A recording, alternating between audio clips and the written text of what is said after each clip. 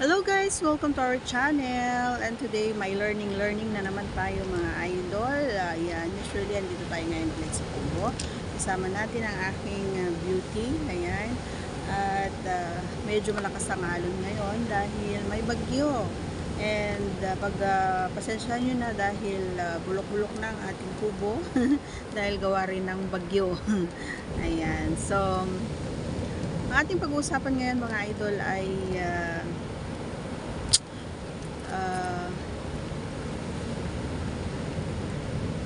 paano ko nasasabi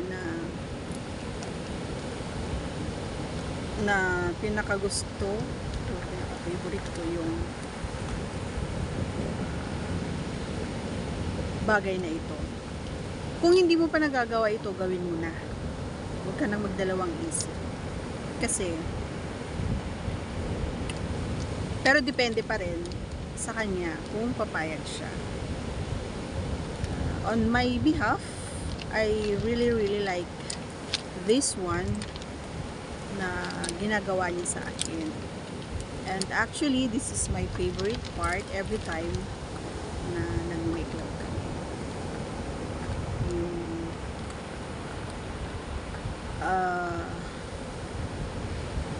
pag niya sa aking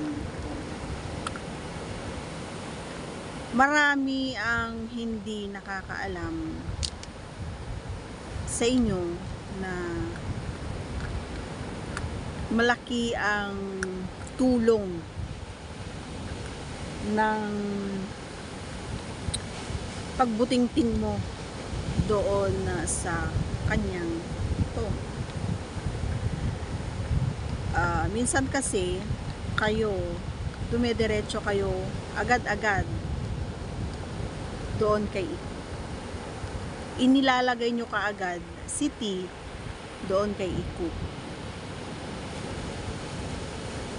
Hindi pa kayo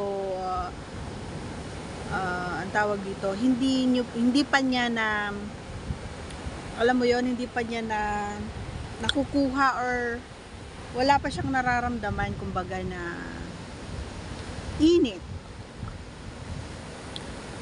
habang nag-uumpisa kayo. Habang nag-uumpisa kasi kayo, dapat ay mararamdaman mo na yung init bago kayo mag-umpisa. Doon pa lang sa pag-uumpisa mo sa taas pa lang niya ay mararamdaman mo na yung higpit ng paghawak niya sa'yo, yung mga paglabas ng paghinga niya sa kanyang bibig. Yun pa lang, malalaman mo na kulang or sapat yung ginagawa.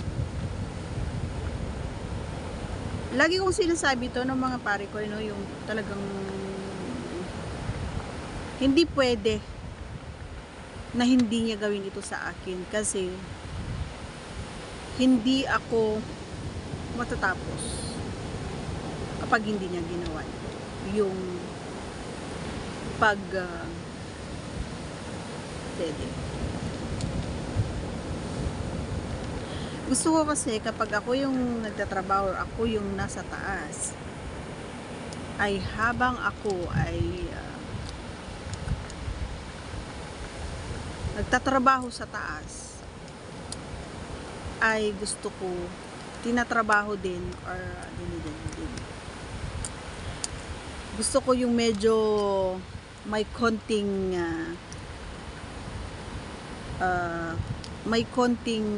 yung pag dede. Yung ako, basta ayoko yung sakto lang, gusto ko yung medyo yung mapapaganon ako. And ayaw ko na bibitawan niya yun hanggat hindi ako nayayari. Kaya ginagawa kong paraan talaga kapag ganun is halos, alam mo yon, yung lahat ng unan talaga ay nilalagay ko sa kanyang ulo para maabot niya. And hindi ko alam kung ako sa akin lang ito, kung ako lang ito on my behalf, kung sa akin lang nangyayari ito or nagagawa ko. Gusto ko yung kapag ako yung yung nasa taas or nagtatrabaho, gusto ko yung nahihirapan ako, yung pausan, yun. And gusto ko yung medyo nasasaktan habang inaano yung dede.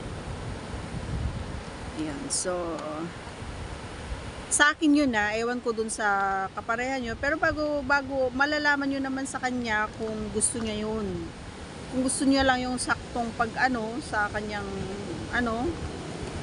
yes, ganun ang gawin mo. Pero pag yung gusto niya talaga yung minsan ginaganon pa niya talaga yung ginaganon niya sa mukha mo, ibig sabihin nun katulad ko rin siya. So pagbigyan mo, huwag mong ipagkakait yung gusto niya para maging masaya. Minsan kasi kapag nakuha mo yung kiliti ng isang tao, may posibilidad na ma-experience mo yung sabay kayo na okay? Sana na may natutunan ka dito, no, pare koy. Ito ay napag-uusapan lang natin. Ito ay gabay kumbaga sa inyo para makatulong at hindi ko ginagawa yung vlog na ito dahil lang sa maela ko. Hindi. Marami tayong natutulungan, no, mga idol, kasi hindi naman lahat is hustler pagdating sa ganito, diba? Hindi lahat ay open-minded, diba?